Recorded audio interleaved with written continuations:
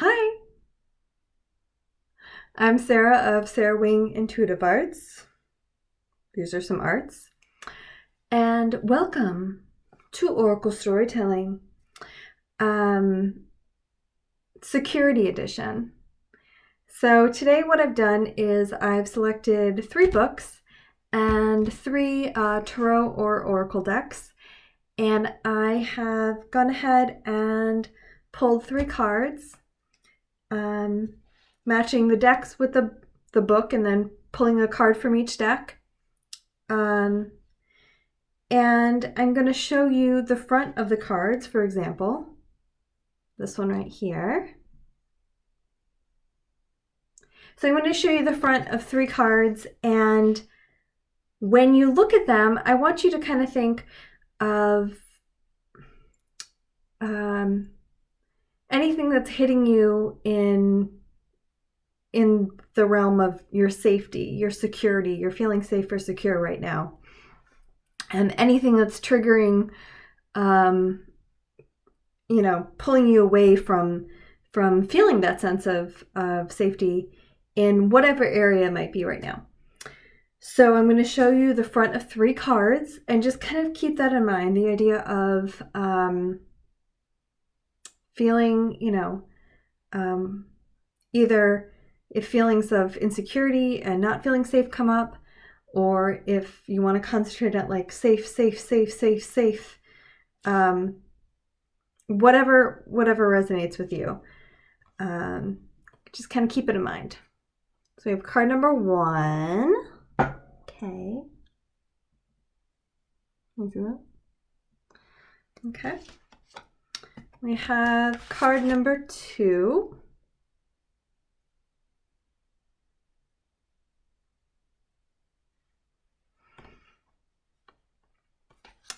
And we have card number 3.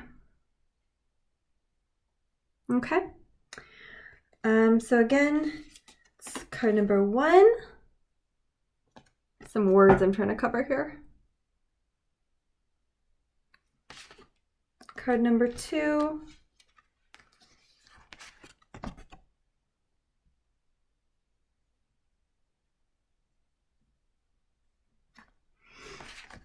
And card number 3. Whichever one speaks to you. So, you can choose one, you can choose all 3. So for those of you that were feeling the strongest attraction to this image, it says, shortages of time or money are perceptual.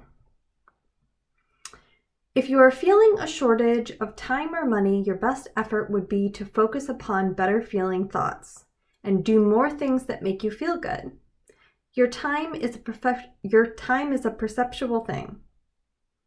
And even though the clock is ticking the same for everyone, your alignment affects your perception as well as the results that you allow. As you observe the enormous differences in the effort that people apply and the results they achieve, you have to conclude that there is more to the equation of achieving than action alone. So, perception of time and money. So this could be, if you chose this card, you could be thinking about anxiety or security around money.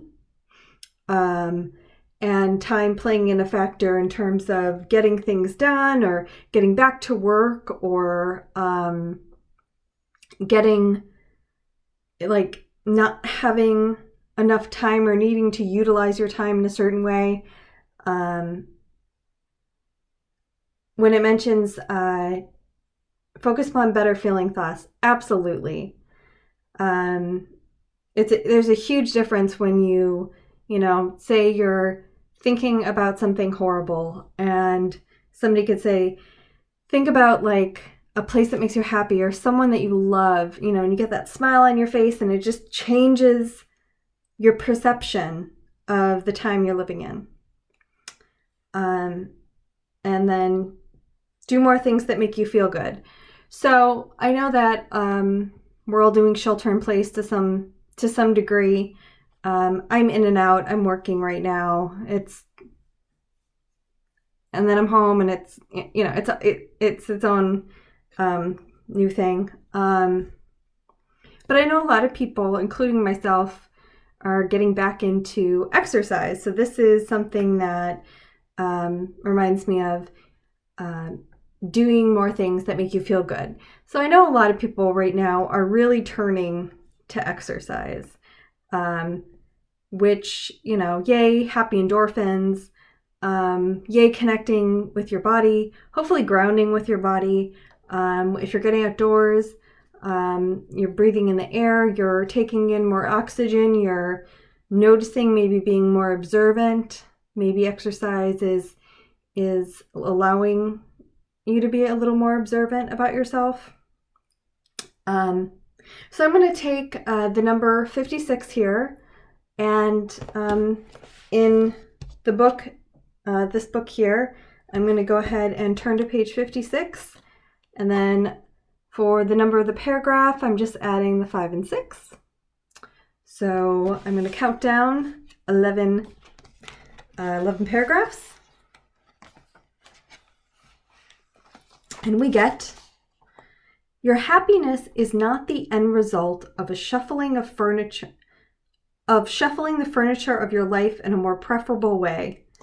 Okay, I just got to say, that's already hilarious, being in quarantine. And I'm sure where a lot of people are shuffling around a lot of things in their homes. And shout out to one of my friends who loves to move her furniture. How's it going? I can only, it's a whole new world where she lives. So your happiness is not the end result of shuffling the furniture of your life in a more preferable way. That's also like a metaphor too. It doesn't have to literally be furniture. The secret is learning to enjoy being around people, even when they don't enjoy being around themselves. That's hugely going on right now, isn't it? In recalling the wisdom of golden rule number 2, those who blame you are unhappy. Yeah, that resonates, right? And I think we're seeing extreme cases of that right now. And maybe we've all heard some stories about some a lot more racially charged incidents towards people who, outwardly look very Asian. So therefore, someone who is mean, nasty, and unhappy doesn't like being who they are. Yeah. Think of even a young kid who's uncomfortable with themselves, right? And they're lashing out. And as an adult, we can kind of sit here and say, oh, I can see, Johnny's being, we can say they're acting out because, they're going through this change. They're, sometimes it is like a physical change. Sometimes it's a mental change. They're growing up, they're going through these things.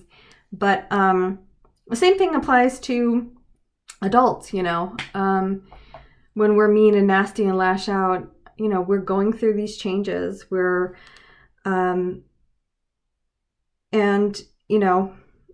are uncomfortable. We don't like who we are. I think of people who say somebody's, making a really nasty, racist comment towards somebody.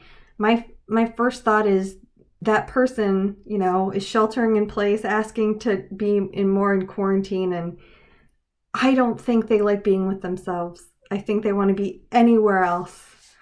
That's what I think of.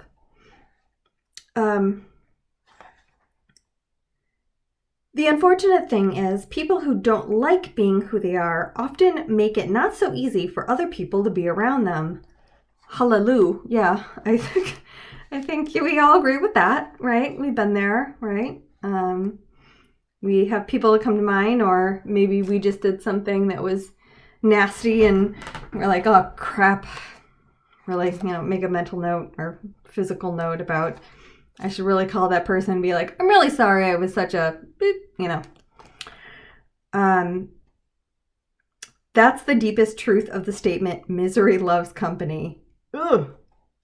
Our job, our mission as empaths, this book talks to empaths a lot, like, mwah. So, empath, for those who don't know, empath being someone who highly intuitive, deeply sensing, not just sensitive, but deeply sensing and knowing. To some level, you can see that as intuitive, deeply intuitive or psychic. I interchange those words. You could say you see this kind of the person at their best, or you see the soul of the person so clearly, sometimes even more than the person. Even if they're acting like a bleep, you're like, what a beautiful human being. I see it, you know. It's like distracting sometimes. But, you know, if somebody's being a jerk, it's not great. And of course, if someone is being abusive, you know, you are under no obligation to remain around that person. There is no excuse for abuse. So our job, our mission as empaths, is daring in the most authentic way to creatively find ways to enjoy being around those who don't enjoy being around themselves.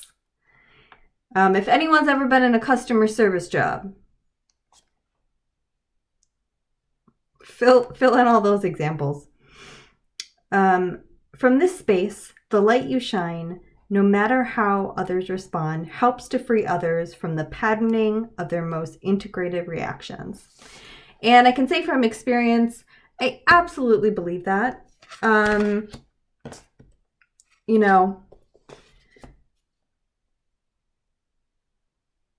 if you frame something, you know, it's perceptual. If you frame something, if you've had, say, run-ins with somebody and they're kind of unpleasant, maybe they're a little pushy or a little angry or something, there is a lot of power in your perception of thinking, you know, maybe the next time, you know, maybe the next time it can be a different experience.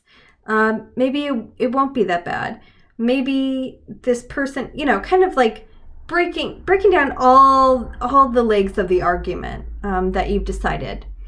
And once you kind of accept what's happened, it's kind of easy to change in your mind what could happen. And I don't have the best explanation for it in this moment, but I mean, I've seen it happen in my life many, many times. Even in very uncomfortable situations, I've just kind of decided that I'm going to be present and be myself and not get caught up in that narrative. And I swear I've seen people just transform in front of me from, you know, a full range of different kinds of aggressive behavior into just kind of showing themselves is the best way I can put it. Not even like a dropping of the guard, but a revealing of just a more authentic exchange. And I've seen this in extreme cases. So the same thing with, you know, perception of time. Our perception of, you know, and I know it's funny, shortages of time, and probably a lot of people are going, there's no shortage of time right now. I'm in shelter. There's no shortage. But, you know, time is perceptual. And the more that we're sheltered in place, the less that we have this overarching collective agreement in the world that the weekday starts, you know, the whole concept of 9 to 5, or the concept of the work week, or even I lose track of what day it is. I mean, I had to convince myself it was Monday a few times today. It is. I checked like a few times.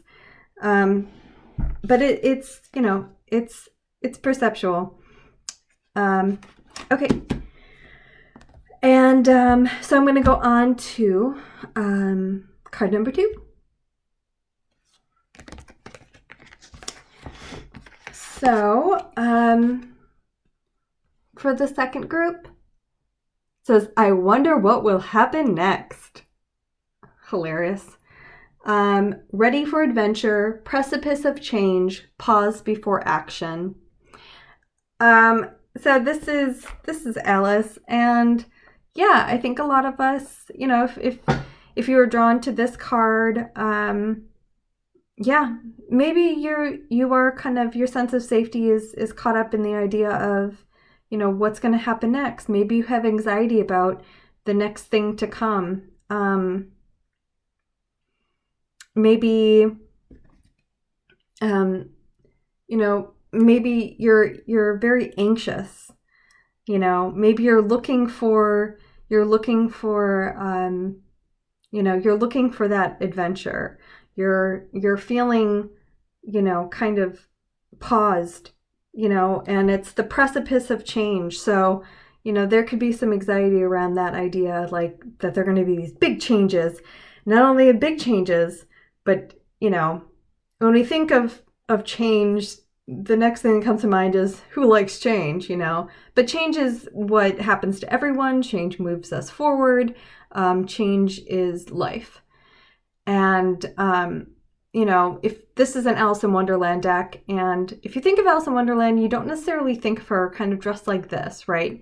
It's before she went and chased the White Rabbit. It's before she took on her adventure, you know?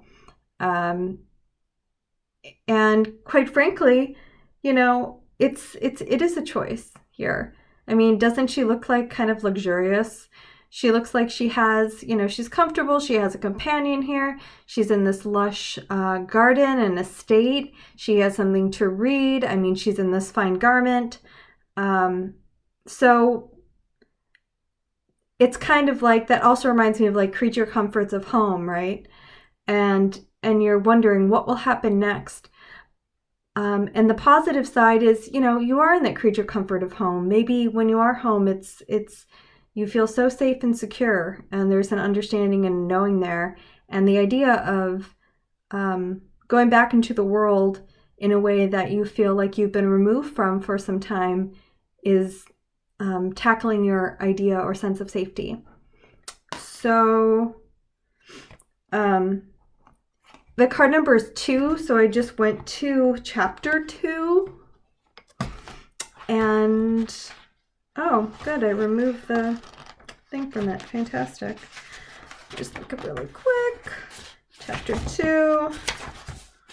All right. 11. And then, okay, and then since it's 2, so chapter 2, and then I count to the second paragraph. We live in perilous times. Yeah, there's a lot of anxiety about what's going to happen next. Oh, yeah. Okay. So this card, you're having high anxiety. The group of whoever picked this. And we live in perilous times. A litany of our collective ills and woes would fill a much larger book than this one. We stand in peril of total extinction. The extinction not only of the human species, but of most of the other complex organisms whom we share the planet. And we have methodically manufactured these terrible perils for ourselves. We live each moment in the shadow of nuclear, chemical, and biological warfare, technological accident and planning failure, industrial ecocide, economic collapse. Oh my God, the anxiety. Card number 2, people. Whew, your security is really tied into worrying about what's to come, huh? It's okay. So let's just get all this excitement and distraction of anxiety out. Ecocide, economic collapse, civil strife, and the attitudes of mind and heart that make these horrors possible. Indeed, our collective circumstances are so ominous that most people prefer simply to repress and unease their unease, and sense of utter helplessness in the face of these problems and do not think consciously about them at all. But think about them we must. We must have the courage to examine them with clarity and bring our best and most creative energies to task of transforming and resolving them. So the thing I really like about that is how the message kind of turns. So it kind of starts in this full-on panic. And I know a lot of people are having panic attacks right now. And I know there's high anxiety. And I know, I'm really hearing quite the range of reactions from people, especially being out at work. And, I'm hearing a lot of excited reactionary talk and a lot of it, And what I liked about that was about the book is the book passages. It starts off in this huge rant, like the panic level is this high, like this is not, I wonder what will happen next. It's like, I wonder what will happen next, ... So I'm going to watch the news 24/7, or I'm going to, kind of cling to something that's a theory that makes sense to me about what's going on and why this is the best doomsday train of thought to follow.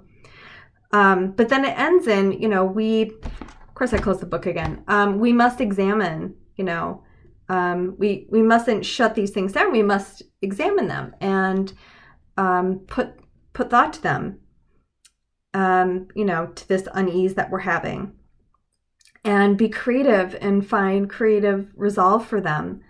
Now, in terms of, health and wellness, I think we see creative solutions all the time. And from younger and younger people, like Alice, we're seeing, ingenuity and invention. And most importantly, the idea that anyone can come up with this a creative solution that can impact the world in such a large way, which is beautiful. And, think about Alice. She's facing this big choice. She's like a lot of us, we feel like we're on the precipice of change. We're making some changes where we're at. But there's the anxiety of, oh, geez, what else will change? But what can we control? We can control if we go on that next adventure, or if we kind of stay where we're at to some degree. We can invest and look at that unrest a bit and get creative. I mean, I'm doing this on safety today because I just had enough stuff domino in today in a ridiculous measure from all areas of my life that I wanted to do something creative, literally creative. Creativity is get in nature, get some air, but also creativity is extremely freeing. And maybe to you, creativity means going on the adventure, being that creative person that comes up with an ingenious idea, either to move yourself forward, or maybe, who knows, maybe the planet forward. Following,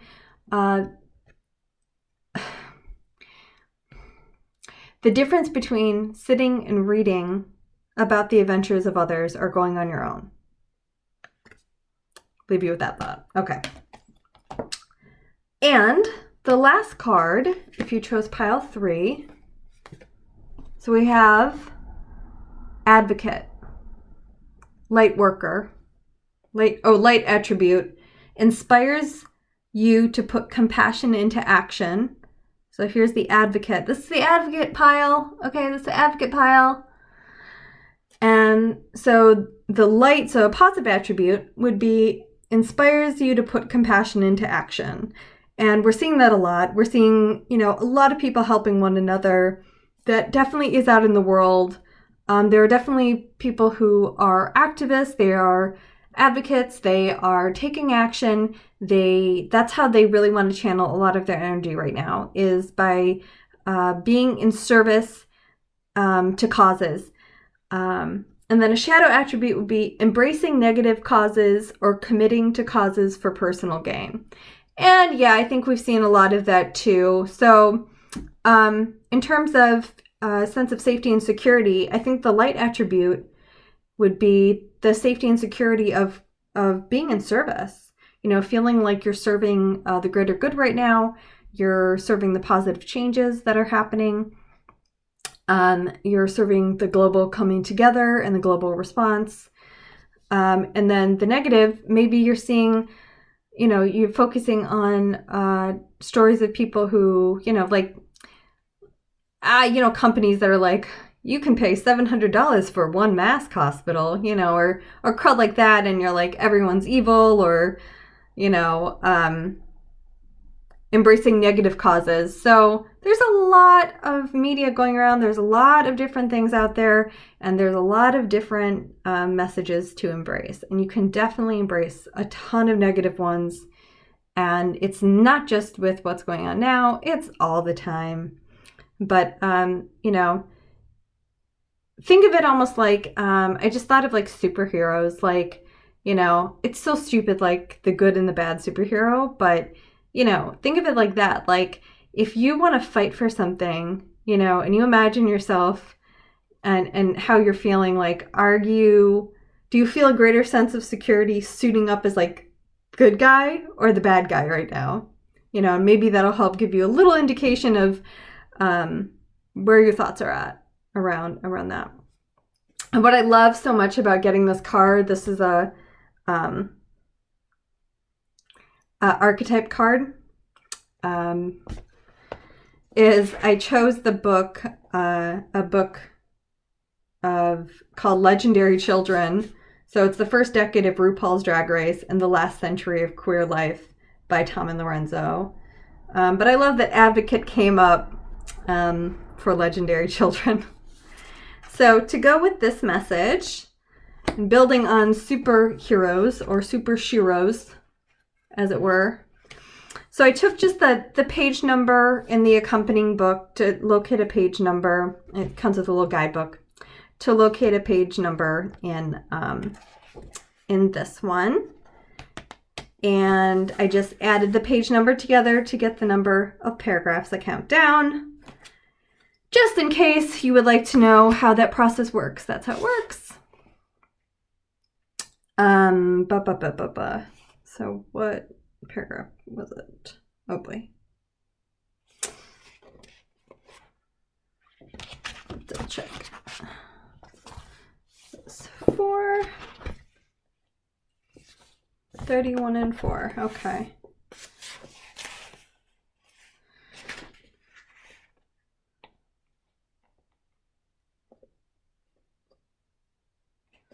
Okay, I actually thought it was a different one, but it's not. I love when I can't count and I mark a page, so that's good.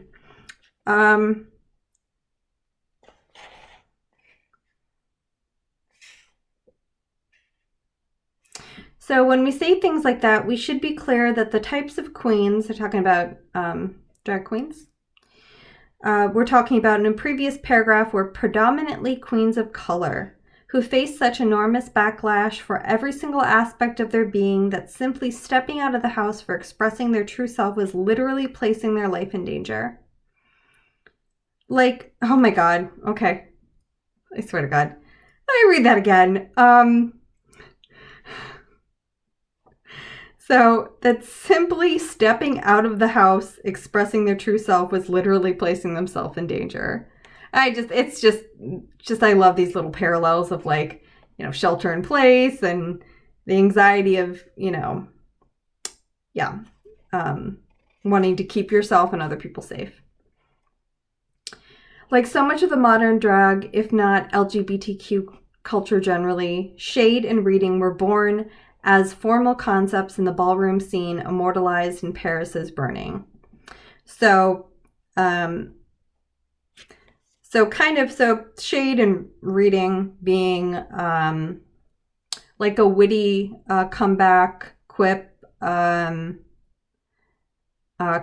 towards somebody else. a very sharp-witted, God, what's the most modern way to, like if you were with giving a friend a fun-loving burn, but a wicked burn. Did that help?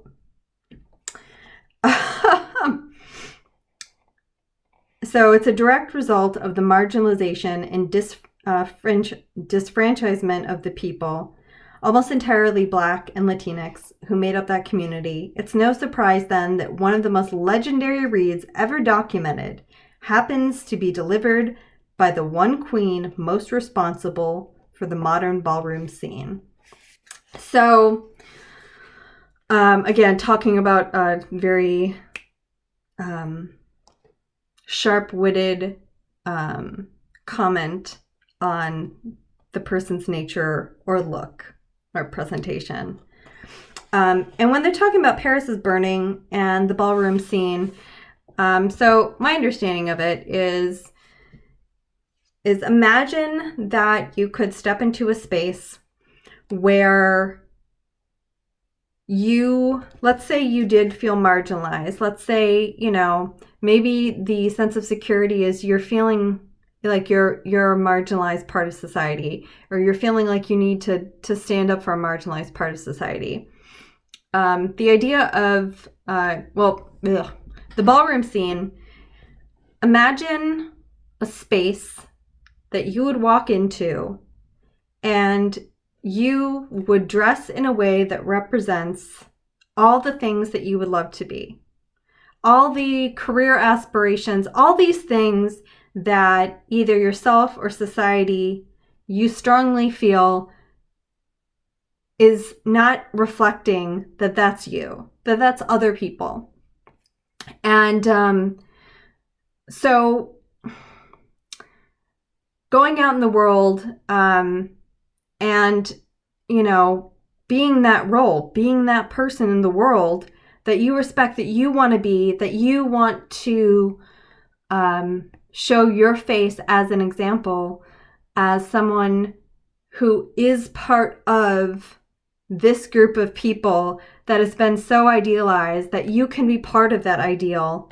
And, there's I could say a lot of things about RuPaul. I could talk about RuPaul for, 20 hours. But very famously, he often will say, we're all born naked and the rest is drag. And that's absolutely true.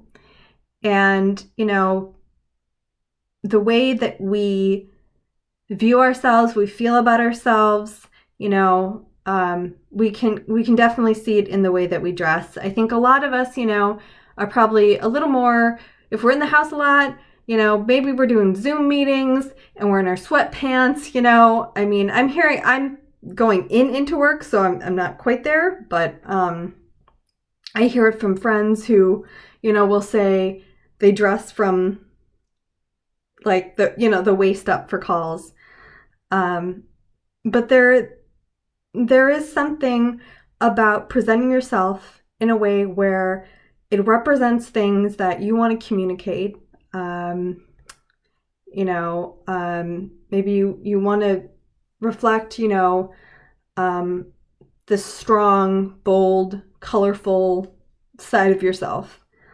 And just being able to show up in that way, you're showing up for yourself, but you're also showing up for others. So whether that's in the way you dress to reflect it, in your words, or even better, both. So maybe this is something where your sense of security comes from. It could be something, it could be that physical thing. Maybe you're used to getting, doing your hair. Obviously I did not do mine, but doing your hair and, getting more dressed up for work. And now you find yourself day whatever, X'd on the calendar inside, and, there's something going on, and maybe it's just, you need to just put something on that makes you feel amazing. Even if you're someone who doesn't like to get super dressed up, And I'm sorry, guys, I don't know how to really speak guy dress up language unless, you know, you'd like to dress a little more feminine. But, you know, maybe just throw on a dress. Yeah, guy or girl, throw on a dress. And just, I don't know, you know, see if it doesn't perk you up or change how you're feeling. Change your perception of yourself in this sometimes capsulized way that we're in now, where we're inside. If you've been inside sheltering in place this whole time, you know, you know, like if you have say you're a guy who has a lot of shoes, you have a sneaker collection and you're just waiting to wear some of them. Oh my God, shelter in place, new shoes every day. Wear them in the house, they're fine. They're not going to get wrecked. You're okay. You know, just like kind of jolt your perception, mix it up a bit. So that's kind of what I'm picking up. And just as like a little added extra, I just want to for group number 1, if hearing this brought anything up for you, or if hearing about this brought anything up for you, or if hearing this brought anything up for you, I want you to just go ahead and think of a question. Okay, I just knocked over a bunch of stuff. Think of a question. Just a simple, just think of a simple question related to kind of how you're feeling. And I'm going to go ahead and draw 2 cards. And you can go ahead and pick one, and that's going to be a good place to start. It might be yes or no, and it might be a little more descriptive than that. But if this has you thinking and you want to dig a little deeper, 1 card, and 2. Okay. So, kind of get that question in mind, whatever's coming up, and whichever one is speaking to more.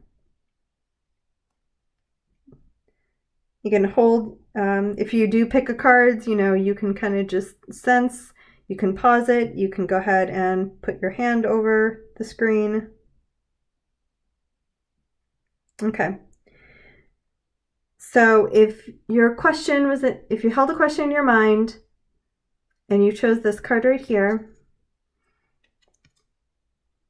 it says ask for help from others. Okay. And I'm going to let you just kind of open and interpret this, just kind of like the other cards.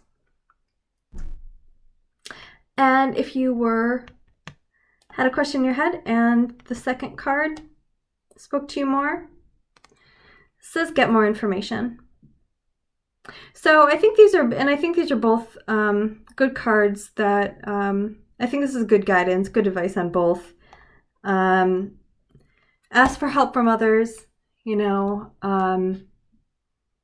reach out to others is maybe another way to think about it. Get more information, you know, yeah, and maybe different information. If you're kind of obsessing about certain information, oh my God, pick up a book or pick up something that's, you know, something that lights you up or thrills you or is interesting to you, that you just, you know, pull your brain out of the mental gutter and, you know, get more information. Not, if you're obsessively getting information, that's different. It's like a kinder, gentler, something draws your attention, you want to look into it more and learn a little about it. You know, if you find yourself obsessively like this, maybe change topics. Then ask for help from others. Yeah, I think that's beautiful advice. So, help to me really means like, remember to reach out to your friends, remember to reach out to your family, talk to them, share with them. That's really what comes up for me.